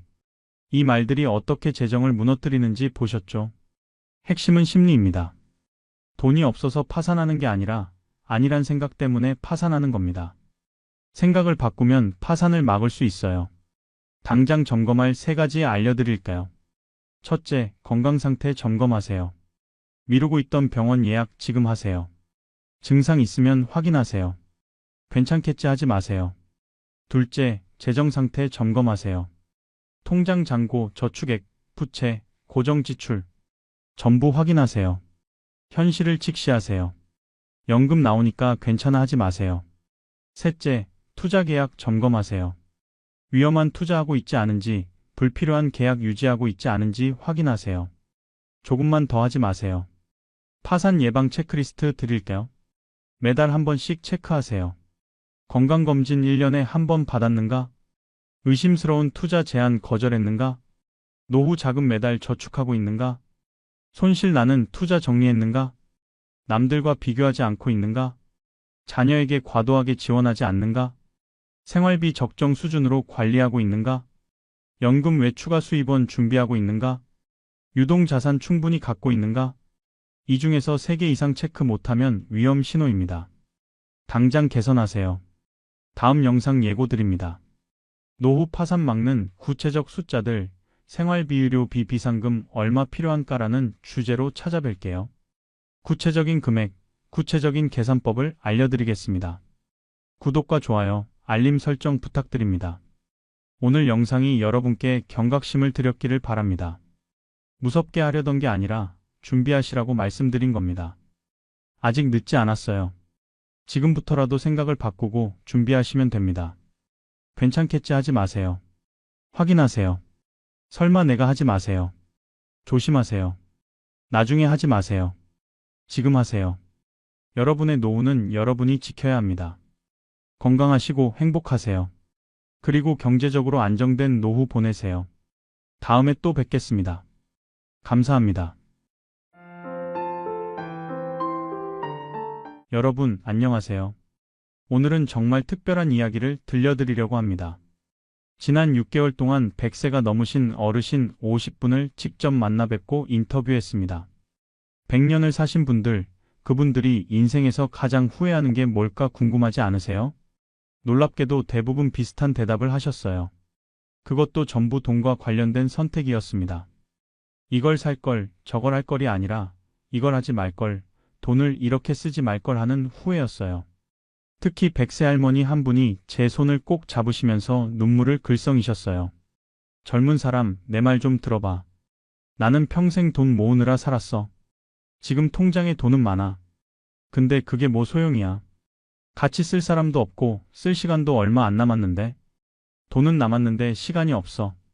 그 말씀을 듣는 순간 가슴이 먹먹해졌습니다. 100년을 사신 분이 모든 걸 다 겪어보신 분이 하시는 말씀이니까요. 이분들의 후회가 여러분에게는 지혜가 될 수 있습니다. 오늘 말씀드릴 5가지 후회 정말 중요합니다. 이걸 아시면 여러분은 100세까지 사셔도 후회 없으실 겁니다. 끝까지 집중해 주세요. 100세 어르신들의 진심 어린 조언 지금 시작합니다. 첫 번째 후회, 건강검진 미룬 것입니다. 100세 박씨 할아버지는 올해 103살이세요. 겉으로 보기엔 정정하신데 자세히 보니 한쪽 눈이 잘 안 보이십니다. 제가 여쭤봤어요. 할아버지, 눈이 불편하세요? 할아버지가 한숨을 푹 쉬시면서 말씀하셨어요. 이게 다 내 잘못이야. 50대 때 눈이 좀 침침하더라고. 그때 병원 갔으면 됐는데 귀찮기도 하고 돈 아깝기도 하고 해서 안 갔어. 괜찮겠지 했지. 그게 60대 되니까 더 나빠지고 70대에는 한쪽 눈이 거의 안 보이더라고. 그때 가서 병원 갔더니 녹내장이래. 이미 늦었대. 50대 때 그냥 확인만 했어도 치료할 수 있었는데 할아버지는 지금까지 30년 넘게 한쪽 눈으로 사시는 겁니다. 젊은이, 내가 그때 병원비 얼마 아꼈는지 아나? 5만 원도 안 돼. 5만 원 아끼려고 30년을 불편하게 살았어. 돈은 뭐하러 모았는지 모르겠어. 이 이야기 들으니까 가슴이 아팠어요. 5만 원. 요즘 외식 한번 하면 나가는 돈입니다. 그 돈 아끼려고 30년을 한쪽 눈으로 사신 거예요. 100세 노인 50명 중에서 43분이 비슷한 후회를 하셨습니다. 건강검진 미룬 것, 증상 있는데 병원 안 간 것, 돈 아끼려고 치료 미룬 것. 실제 사례를 더 말씀드릴게요. 100세 강씨 할머니는 60대 때 배가 자주 아프셨대요. 그런데 나이 들면 다 그런 거지 하면서 10년 동안 참으셨어요. 70세가 돼서 너무 아파서 병원 갔더니 대장암 3기였습니다. 60대 때 검사 받았으면 용종 단계에서 발견했을 거래요. 그럼 간단하게 제거하고 끝이었대. 50만 원이면 됐대요. 근데 10년 미뤘더니 대장암 3기. 수술하고 항암 치료받고 돈이 5천만 원 들었어요. 고생은 말도 못하게 했고 10년 동안 병원비 50만 원 아낀 게 5천만 원으로 돌아온 거죠. 할머니는 지금도 소화가 잘 안 되고 화장실도 자주 가셔야 해서 불편하시대요. 젊은 사람 몸이 신호 보내면 무시하지 마. 귀찮아도 병원 가. 돈 아까워도 검사 받아. 나처럼 후회하지 말고. 조기 발견과 말기 발견의 차이는 돈만의 문제가 아닙니다. 삶의 질이 완전히 달라져요. 조기 발견하면 간단한 치료로 완치되고 일상생활 계속할 수 있어요. 근데 늦게 발견하면 큰 수술 받고 후유증 남고 평생 불편하게 살게 됩니다. 100세까지 건강하게 사신 분들한테 물어봤어요. 어떻게 그렇게 건강하세요? 공통된 대답이 있었어요. 1년에 한 번 검진 빠짐없이 받았어. 작은 증상이라도 바로 병원 갔어.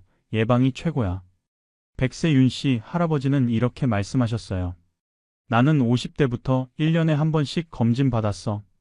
한 번도 안 빠뜨렸지. 덕분에 작은 병들을 계속 조기에 발견해서 치료했어.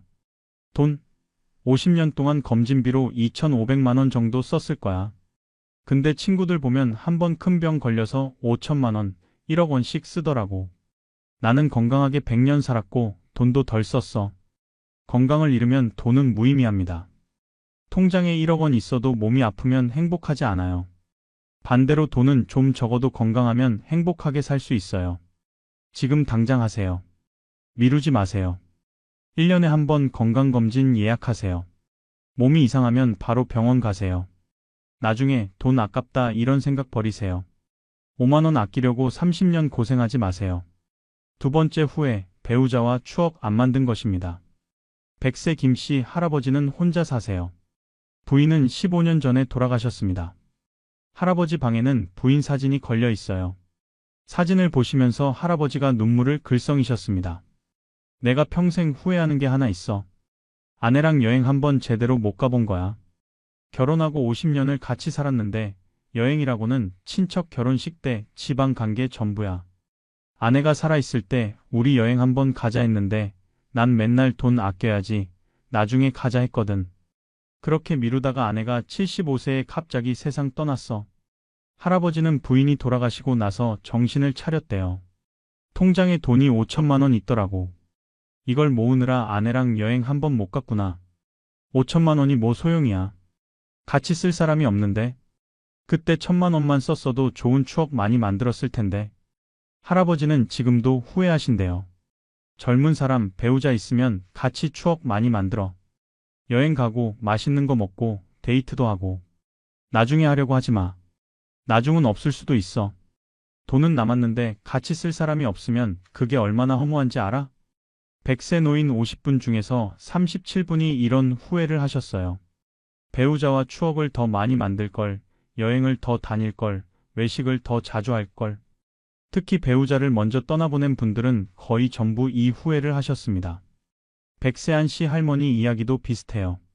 할머니는 남편이 70세에 돌아가셨는데 결혼 생활 40년 동안 외식을 거의 안 하셨대요. 돈 아까워서 집에서만 먹었어요.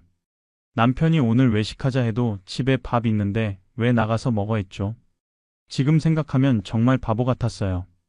외식 한 번에 3만 원, 4만 원이면 되는데 그것도 아까워서 안 했어요.